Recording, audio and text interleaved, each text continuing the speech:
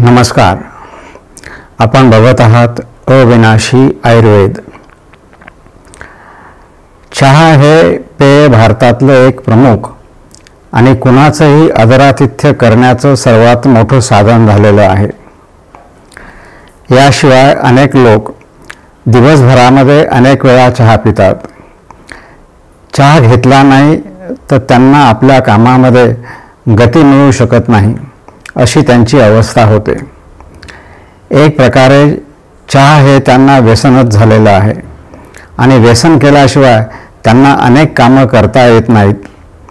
अगदी स्त्री असेल किंवा पुरुष असतील, त्यांच्या बाबतीत हीच अवस्था आहे.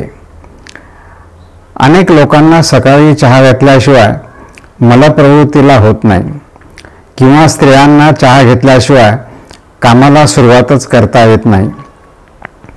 आणि काही लोक मित्रांच्या सहवासात किंवा दिवसभरात निर्माण झालेल्या सवयीनुसार दिवसभरात अनेक वेळा चहा पितात. अगदी त्यांचे प्रमाण जर काढलं तर अनेक लोक दिवसभरात 4 कप तरी चहा पितात आणि ते 4 कप घेतल्याशिवाय त्यांना आपल्या कामाला अधिक प्रकारे न्याय देता येत नाही, अशी वस्तुस्थिती झालेली आहे. अनेकांच्या ही बाब लक्षात आली असून चहा आपल्याला सोडून द्यायचा आहे अशी त्यांची अनिवार्य इच्छा आहे, पण त्यांना हे शक्य होत नाही, कारण चहाचं त्यांना एक व्यसन लागलेलं असतं आणि इच्छा असूनही चहा सोडून देता येत नाही आणि तो घ्यावा लागतो, अशी त्यांची दुहेरी अवस्था निर्माण झालेली आहे. लहान मुलांनी चहा पिऊ नये असं घरातली मोठी माणसं सांगतात, पण ती मात्र स्वतः चहा घेतात. याचं कारण सांगायचं असं की हे व्यसन आहे आणि ते उपयोगाचं नाही हे मोठ्या माणसांना माहीत आहे, पण हे लागलेलं व्यसन मात्र सुटत नाही, हे यातून प्रकर्षानं जाणवतं. समजा एक 4 कप सरासरी कुणी चहा पित असेल तर त्यामध्ये 4 चमचे साखर निश्चितपणे त्यांनी घेतलेली असते आणि ते 4 चमचे म्हणजे जवळजवळ 8 ते 10 ग्रॅम म्हणजे जवळजवळ 30 ते 40 ग्रॅम साखर ते दिवसभरामध्ये रोज घेतात. म्हणून महिनाभरामध्ये जवळजवळ 1 ते 1.5 किलो साखर ही सरासरी 4 कप पिणारी माणसं घेत असतात. खरोखरच या शरीराला एवढ्या प्रमाणामधल्या साखरेची आवश्यकता आहे का, हा प्रश्न उभा राहतो आणि त्याचं उत्तर नाही असं आहे. बरीचशी काही विद्वान मंडळी चहासारखं पेय अत्यंत घातक असून ते कोणीही घेऊ नये अशी शिफारस करतात. त्यामधली साखरसुद्धा ही केमिकलच्या माध्यमातून बनवलेली असल्यामुळे एवढ्या मोठ्या प्रमाणामध्ये साखर घेणं हेही अत्यंत चुकीचं असून ती घेऊ नये असा आग्रह धरतात. चहा हे पेय भारतीय नाही. भारतामध्ये ते नंतरच्या काळात आलं आणि त्याचा वापर मात्र मोठ्या प्रमाणात सुरू झाला, ही वस्तुस्थिती आहे.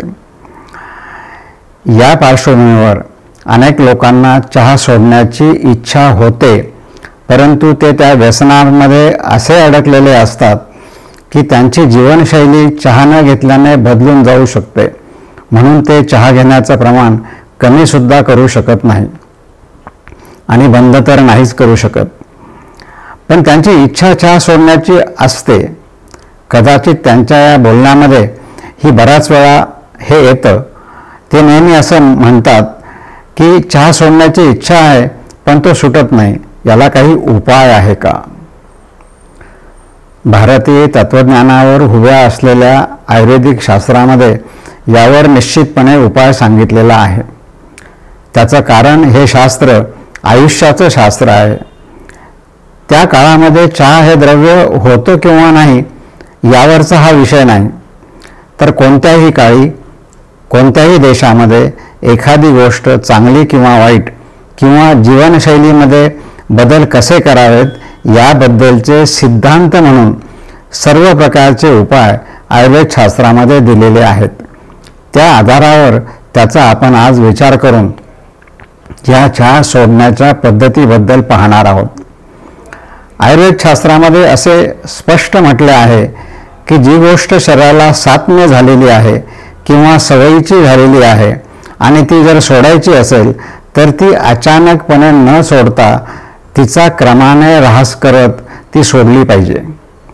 म्हणजे ती अचानकपणे न सोडता ती क्रमाने सोडता येते हे नक्की आहे.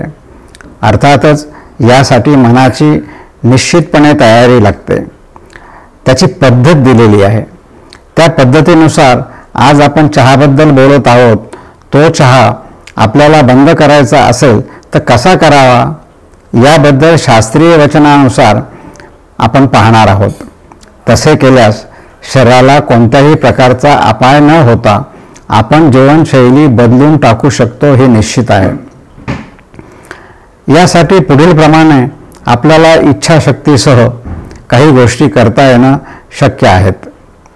समजा एखादी व्यक्ती दिवसभरामध्ये 4 कप चहा पीत असेल तर त्या व्यक्तीने चहा सोडण्याच्या शक्यतेचा विचार करून रोज प्रत्येक वेळी 1/4 भाग म्हणजे 1 कप घेत असेल तर पाऊण कपच घ्यावा. असे 7 दिवस करावं. 7 दिवसाचं कारण असं की आयुर्वेद शास्त्रानुसार आपल्या शरीरामध्ये सामान्यपणे 7 दिवसामध्ये आपण घेतलेल्या आहारातली गोष्ट शेवटच्या धातूपर्यंत पोहोचत असते. म्हणून 7 दिवसानंतर पुढच्या 7 दिवसासाठी त्या प्रत्येक वेळी अर्धा कप चहा घ्यावा. त्याच्या पुढच्या आठवड्यामध्ये प्रत्येक वेळी पाव कप चहा घ्यावा. त्याच्या पुढच्या आठवड्यामध्ये 4 वेळा घेण्याच्या ऐवजी 3 वेळा घ्यावा. त्याच्या पुढच्या आठवड्यामध्ये 3 वेळाऐवजी 2च वेळा तो पाव कप घ्यावा आणि नंतर तो सोडून द्यावा. म्हणजे शरीरावरती कुठल्याही प्रकारचे दुष्परिणाम न होता आपण चहा पूर्णपणे सोडू शकतो. अर्थातच त्यामागे इच्छाशक्ती आवश्यक आहे. याचा सर्वात मोठा फायदा ज्यांना प्रमेय म्हणजे डायबिटीज झाला आहे किंवा होण्याची शक्यता आहे त्यांच्यासाठी ही कृती वरदान ठरू शकेल. बऱ्याच वेळा प्रश्न असा विचारला जातो की समूहामध्ये राहताना मित्राबरोबर राहताना आग्रह होतो आणि चहा प्यावा लागतो. अशा वेळी त्यासाठी एक उत्तर सहजपणे देता येणे शक्य आहे की मी चहा पूर्णपणे घेणं बंद थांबवलेलं आहे. डॉक्टरांनी तसं सांगितलं आहे. आपण त्याबद्दलची शपथ घेतली आहे. त्यामुळे यापुढे चहा मी बंद करत आहे. त्यानंतर फारसा कोणी आग्रह करणार नाही. तरीही जर एखादा कप घेण्याची इच्छा असेल किंवा अर्धा कप घेण्याची इच्छा असेल तो फक्त आपल्या घरी घ्यावा. दुसऱ्या देखत घेऊ नये. अशा प्रकारची रचना करून आपण त्यातून मुक्त होऊ शकतो. यातून अतिप्रमाणामध्ये जे साखरेचे सेवन घडतं आणि आरोग्याला हानिकारक आहे असा प्रकारचा अनेकांचा उपदेश असतो त्या साखरेपासूनही चहाच्या रूपाने सुटका आपल्याला करून घेता येईल. याशिवाय चहाची पावडर साखर मिळून महिनाभरामध्ये प्रत्येकी 100 रुपये जवळजवळ खर्च होतो. तो सुद्धा कमी होऊ शकतो. आणि घरातल्या अनेकांनी हे जर केलं तर एक 400-500 रुपये आपला पगार वाढल्यासारखा होईल. याशिवाय असं अनेकांनी जर केलं तर देशामध्ये कितीतरी मोठा फायदा होऊ शकतो.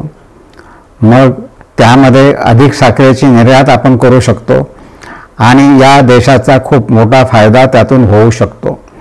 सर्वांच्या आरोग्याचे रक्षण होण्यास मदत होऊ शकते. अशा प्रकारच्या प्रत्येक प्रश्नाचं उत्तर आयुष्याच्या ह्या शास्त्रामध्ये आपल्याला मिळतं. त्यासाठी फक्त आपण आपला दृष्टिकोन बदलला पाहिजे. इच्छाशक्ती बदलली पाहिजे. त्यातून आपली वैयक्तिक प्रकारची सुधारणा तर होतेच पण देशालाही त्यापासून पूरक फायदाच होईल.